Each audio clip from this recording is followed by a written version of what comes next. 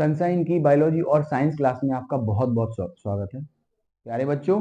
आज जो आपका टॉपिक है वो क्लास 10th का जो टॉपिक है बैलेंस केमिकल इक्वेशन के बारे में। बहुत से बच्चे क्या है केमिकल रिएक्शन और इक्वेशन के बारे में उनको जानकारी देने के बाद क्लास 9 से ही अमूमन क्या होता है कि एक इक्वेशन बना के तैयार कर लेते हैं केमिकल एक इक्वेशन, लेकिन उस इक्वेशन को जब तक वो बैलेंस नहीं किया जाता तब तक वो इक्वेशन सही नहीं मानी जाती है। ठीक है ना। और इसके बारे में हमें जानकारी प्राप्त कब होती है, जब हम क्लास 10th में आ जाते हैं। तो बैलेंस केमिकल इक्वेशन के बारे में एक यहाँ पे टॉपिक होता है सेपरेट, और सेपरेट टॉपिक के माध्यम से ही हमें ये समझ में आता है। तो सबसे पहले बात ये की जाए कि कुछ पिछली क्लास में हमने जो पढ़ा हुआ था कि कहीं ना कहीं मास के बारे में हमने जो पढ़ा हुआ था, लॉ कंजर्वेशन ऑफ मास को बहुत अच्छे से पढ़ा हुआ था। और उसमें क्या था कि mass neither be created not be destroyed in a chemical reaction. Chemical reaction के दौरान मास को ना तो क्रिएट किया जाता है और ना ही डिस्ट्रॉय किया जाता है, मतलब वो सेम रहता है। ठीक है ना। इसी प्रकार से अपन अगर चर्चा करते हैं यहाँ पे इसके बारे में, the total mass of the element present, the total mass element of the present in the product that the same. जो मास रहता है वो रिएक्टेंट का भी रहता है, प्रोडक्ट और मास का सेम रहता है। इसको एक एग्जांपल के थ्रू हम समझें, और हम कैसे समझेंगे कि वो इक्वेशन बैलेंस है या बैलेंस नहीं है, इसके बारे में भी जरा समझते हैं। तो सबसे पहले अपन यहाँ पे एक इक्वेशन लिख रहे हैं।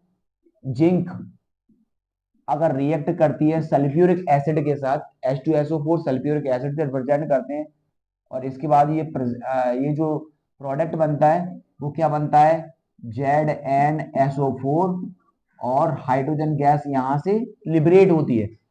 तो वैसे कि मैं ये बता दूंगा आपको, ये आगे चल के अपन टाइप ऑफ रिएक्शन पढ़ेंगे, तो टाइप ऑफ रिएक्शन में ये डिस्प्लेसमेंट रिएक्शन है। डिस्प्लेसमेंट रिएक्शन में क्या होता है कि more reactive element less reactive element को डिस्प्लेस करता है। यस, मोर रिएक्टिव अगर एलिमेंट की अगर बात कर आप बताएं, तो यहाँ पे जिंक एक मोर रिएक्टिव एलिमेंट है किसकी अपेक्षा, इस हाइड्रोजन की अपेक्षा। तो ये जिंक इसको डिस्प्लेस करेगा, और डिस्प्लेस करने के बाद इस रिएक्शन में शामिल हो जाता है, और हाइड्रोजन गैस यहाँ से रिलीज हो जाती है। अब बात आती है बैलेंस। इसको हम बैलेंस कैसे करें, तो बैलेंस करने के लिए हम एक इक्वेशन में दो पार्ट होते हैं, एक होता है लेफ्ट हैंड साइड और एक होती है राइट हैंड साइड। तो अपन लेके चलते हैं लेफ्ट हैंड साइड और राइट हैंड साइड। तो यहाँ पे जरा सबको लिख देते हैं। सबसे पहले एलिमेंट्स का नेम लिखते हैं, एलिमेंट्स का नेम, और वो उसके कितने एटम प्रेजेंट है। जिंक का 1 एटम प्रेजेंट है। हाइड्रोजन का देखते हैं 2 एटम प्रेजेंट है ना। और सल्फर का 1 एटम प्रेजेंट है, और ऑक्सीजन के 4 एटम प्रेजेंट है। इसके हिसाब से 1 2 1 4 ये बना। ठीक उसी प्रकार से राइट हैंड साइड में लिखेंगे जिंक, हाइड्रोजन, सल्फर, ऑक्सीजन। तो जरा इसको लिखते हैं, जिंक यहाँ पे कितना है 1, सल्फर कितना है 1, ऑक्सीजन कितना है 4, और हाइड्रोजन कितना है 2। 1 2 1 4, ये भी 1 2 1 4 है। यस, ये ऑलरेडी बैलेंस है, इसको बैलेंस करने की आवश्यकता है ही नहीं। अगर हमारे सामने बैलेंस करने के लिए कुछ ऐसी इक्वेशन आ जाए जो पहले से ही बैलेंस है, लेकिन हमें भ्रमित करेंगी वो कि हमें बैलेंस यहाँ पे किस प्रकार से करना है, हम उसको गलत भी कर सकते हैं, लेकिन ये समझेंगे ये दिस रिएक्शन ऑलरेडी बैलेंस।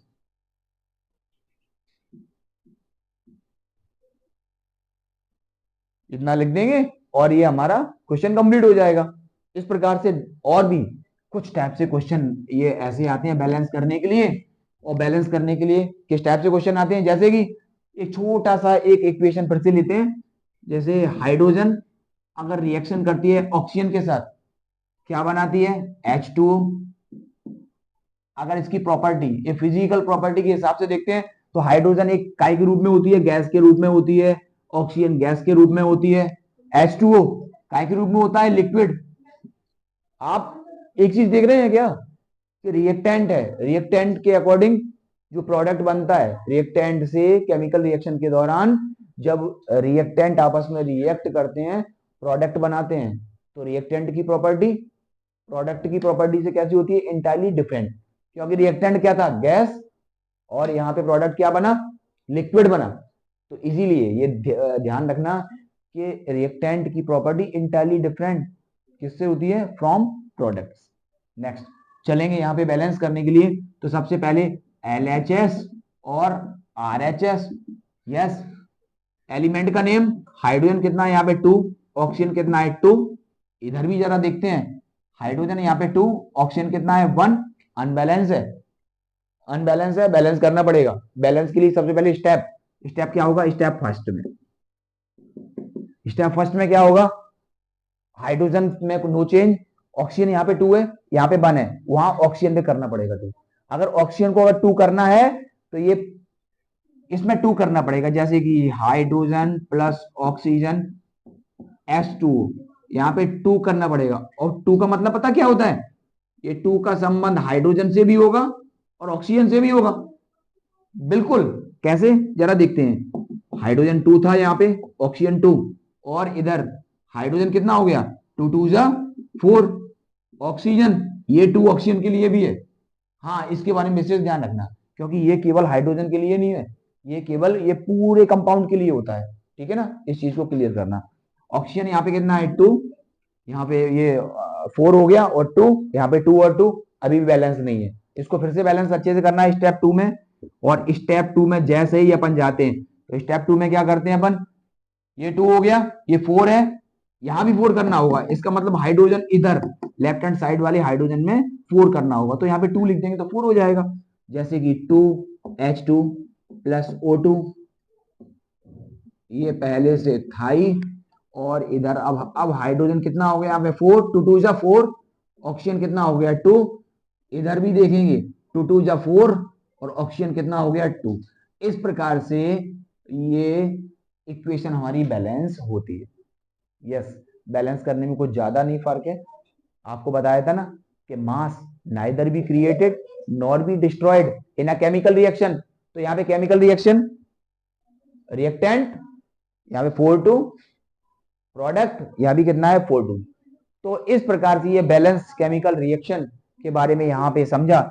एक छोटा सा एक एग्जांपल और भी समझते हैं, तो उससे बहुत अच्छे तरीके से समझ में और भी आएगा। जैसे अपन यहाँ पे देखते हुए हैं कि मीथेन, ये मीथेन गैस है, CH4 के रूप में जानी, अगर ऑक्सीजन से रिएक्शन करती है तो यहां से CO2 प्लस H2O बनता है। अच्छा, बिल्कुल, ये क्वेश्चन भी 1 मार्क्स में आ जाता है।